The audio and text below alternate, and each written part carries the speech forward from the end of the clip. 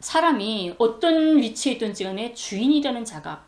그렇죠. 그게 가장 네. 중요한 것 같아요. 우리가 길 지나가다가 도로에 종이조각 같은 거 하나 떨어져 있으면, 담배꽁치 떨어져 있으면 누가 지나가다 줍나요? 안 줍죠. 그건 내 일이 아니라고 생각하잖아요. 그건 도로는 내 게 아니니까. 근데 자기 집에 딱 들어서면 집에 남편이 뭐 떨궜던 아들이 떨궜던 상관없이 버는 사람이 먼저 치우고 청소하고 이러지 않습니까? 왜? 이건 내 거니까, 내 집이니까. 이게 주인이라는 입장이면 벌써 달라지는 거예요, 모든 게. 네, 연희 씨 인사 먼저 드릴까요? 네. 여러분 안녕하세요. 네, 오늘도 저희 북의 이모저모 가지고 돌아왔습니다. 그 3월이 아마 여러분 방송 보실 때는 아마 3월이 다 지나고 아마 4월 초 뭐 이렇게 될 수도 있을 것 같아요. 3월 마지막 주거나 뭐 이럴 것 같습니다. 뭐 날이 하루가 바쁘게 지나고 있는데 3월 24일 날 연희 씨가 원래 재판이 잡혀 있으셨죠. 어쨌든 고생하셨습니다. 내려갔다 오시느라고. 네. 그래서 오늘 저희가 준비한 소식이 어떻게 보면 그 변호사님들 서울의 그 13분, 대구의 13분이 죄송합니다. 그러니까 북식으로 표현하면 탄원하신 거네요. 그쵸. 내가 간절히 원해서 도와주겠다. 이분들 원래 변호사가 네. 되면 흔히 변호사들 그래요. 착수금 주지 않으면 움직이지 않는다. 아, 변호사 네. 움직이면 착수금부터 내라 이러잖아요.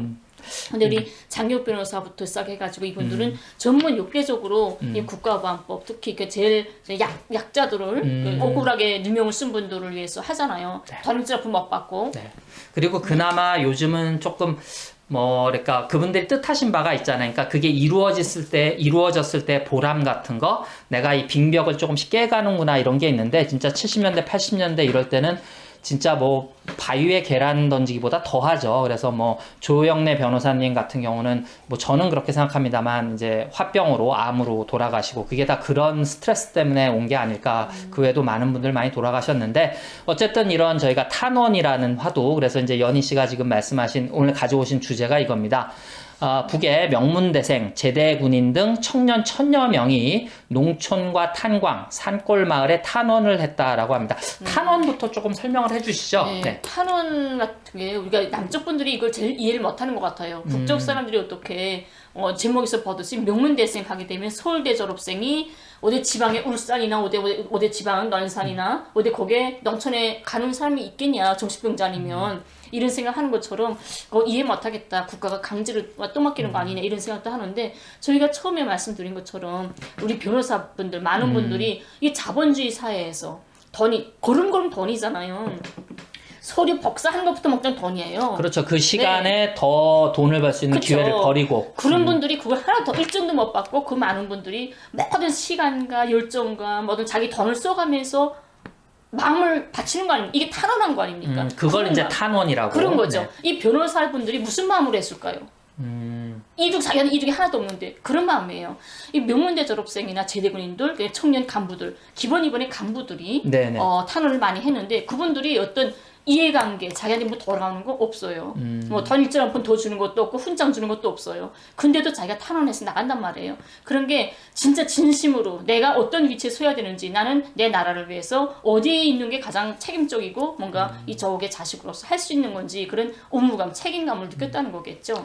그래서 뭐 일부라고 생각하고 싶습니다만, 이제 의사들이 이제 지방에 그서 개업하길 꺼려한다든지, 그래서 뭐 보건의료원 뽑기도 힘들고, 그래서 그 나라에서 이제 지방에 그 근무할 의사들을 키우기 위해서 이제 나라에서 어떤 국비로 의대를 만든다고 하는 걸 또 의협에서는 반대하고, 뭐 이런 식의 풍토에서 진짜 지금 여기 보면은 뭐 평안북도에 120여 명, 황해남도에 뭐 260여 명, 자강도에 8명, 뭐 남포시에 80명. 80명. 네. 죄송합니다.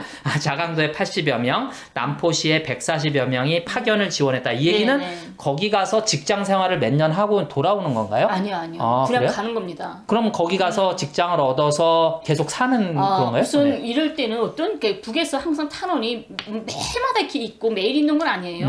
네. 어떤 기회 때마다 하는데, 기본 우리 남쪽 같은 경우에도 뭐 올해 뭐 어디에 건설을 한다, 아니면 어느 지역에 뭐 가수원을 하나 만든다, 이런 네네. 게 있을 수 있죠. 네. 그러면 그거 다 보도 나가지 않습니까? 북에서 어디 어디 뭐 가수원에 무슨 가수 농장을 만든다. 뭐 가까운 예로는 요번에 네. 무슨 어디 수해가 나서 어디 복구를 한다든지 네네. 뭐 큰 건설 사업이 있다든지. 네. 예를 들어서 우리 그거죠. 이거 왕감자 있는 건 뭐지? 갑자기 생각이 안 나네. 대홍단.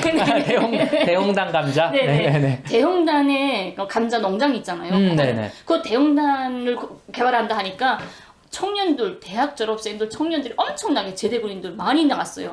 그러면 대홍단이 원래 감자로 유명했던 게 아니라 그때 산악이고 완전히 뭐 그런 거죠. 그걸 막 또 개발해가지고 딱 그 뚜지에서 감자 밭으로 만든 거죠. 농장으로. 예, 만든 거죠. 그러니까 그때는 아무것도 살림집도 없었을 때예요. 들어가서 천막치고 살 때란 말이죠. 그런데도 가서 자기네가 농장을 개조해서 농사를 지면서 살면서 또 여자들도 가고 남자들은 제대군인들 아예 한 개 서대씩 자기네가 서대씩 아예 탄원을 해요. 중대도 탄원하고 네. 우리 중대가 몽땅 탄원하겠습니다. 이렇게 되거든요. 그러면 남자가 있으면 여자 꼭 있어야 되잖아.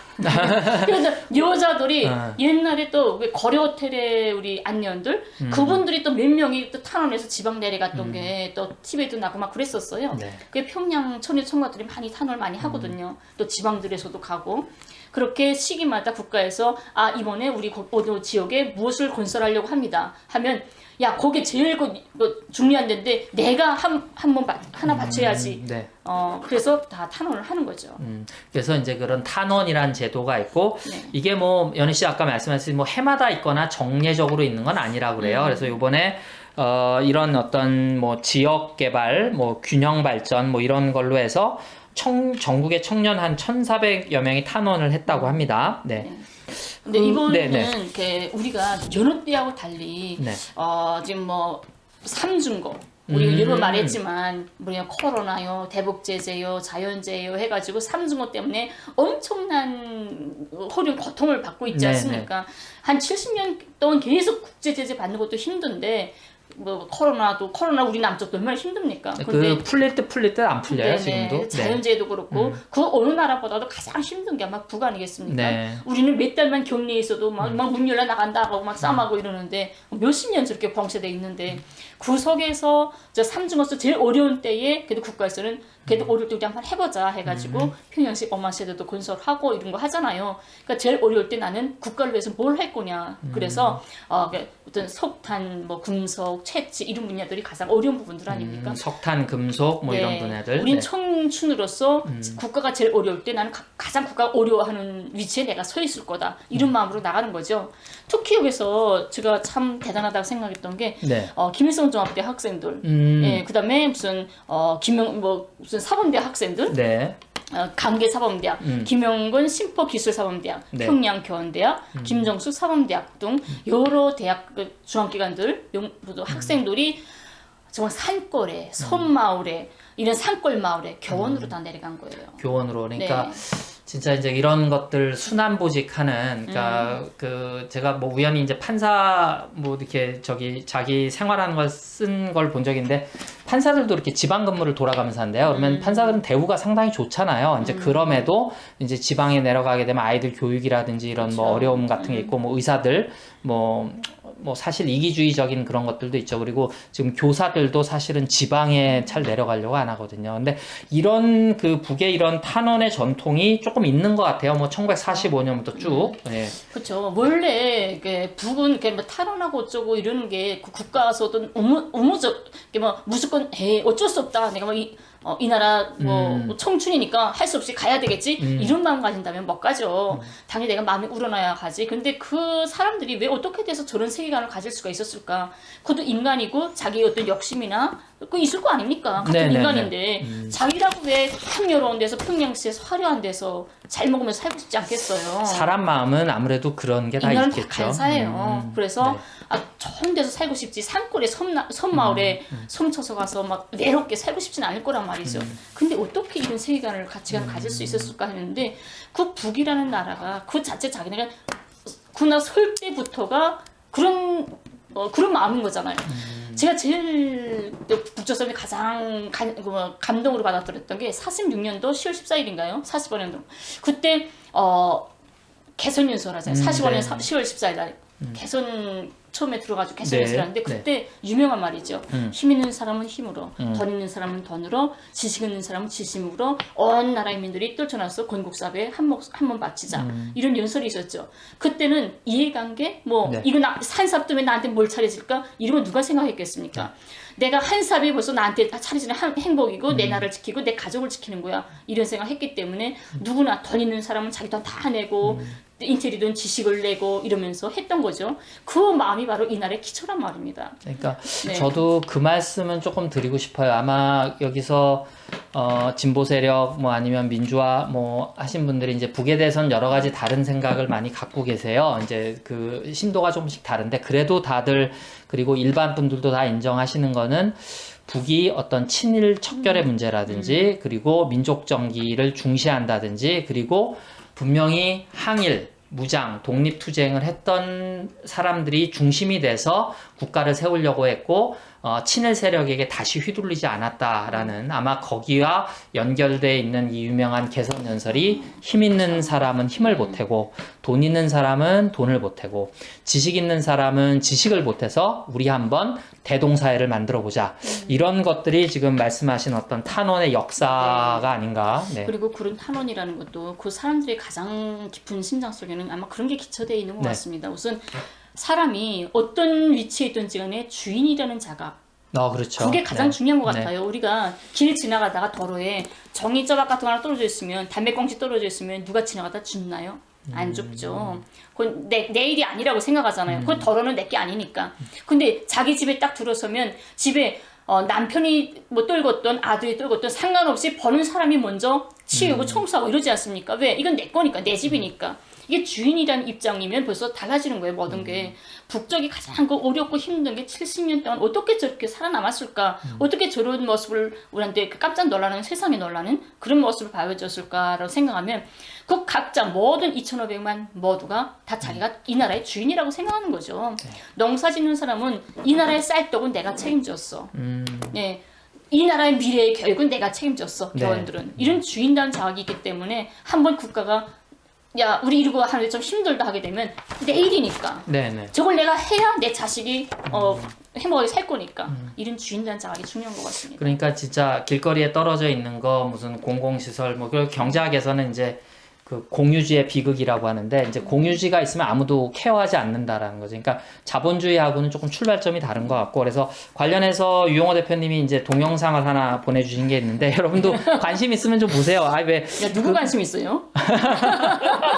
그 제목이 이렇습니다. 빛나는 시대, 불타는 지향. 그러니까 사실은 이런 탄원의 그런 아름다운 역사라고 하는 게 시간이 지나면 뭐 사람 마음은 다 똑같은 것 같아요. 제가 특별히 뭐 어디를 뭐 좋다 나쁘다 말씀드리는 게 아니라 그 사람이라는 건 다 비슷해서 그래서 여기서 뭐 우리가 탈북민들을 그러니까 이주민들을 만나보더라도 뭐 북이라는 사회를 너무 이상적으로 생각하실 필요도 없고 또 뭐 지금 반북 유튜버들처럼 그렇게 나쁘게 보려고 해도 안 되는 것이고 또 미국이라는 사회도 뭐 대단한 것처럼 생각하지만 지금 뭐 맨날 총기 난사하고 뭐 이런 거 보십시오. 그러니까 진짜 그 심리학자 김태형 심리학자의 말씀처럼 이게 정신이 썩어 들어가면 다 지키기 힘든 건데 이 탄원이라고 하는 전통을 지켜내기 위해서 많이 좀 북이 정신적으로 많이 노력을 하는 것 같아요. 이제 그거를 보여주는 영상이 이제 빛나는 시대, 불타는 지향이라는 동영상인데 아까 이제 연희 씨가 재밌으라고 얘기한 거는 이게 꽤 깁니다. 한 25분 되는데 19분 53초에 누구예요?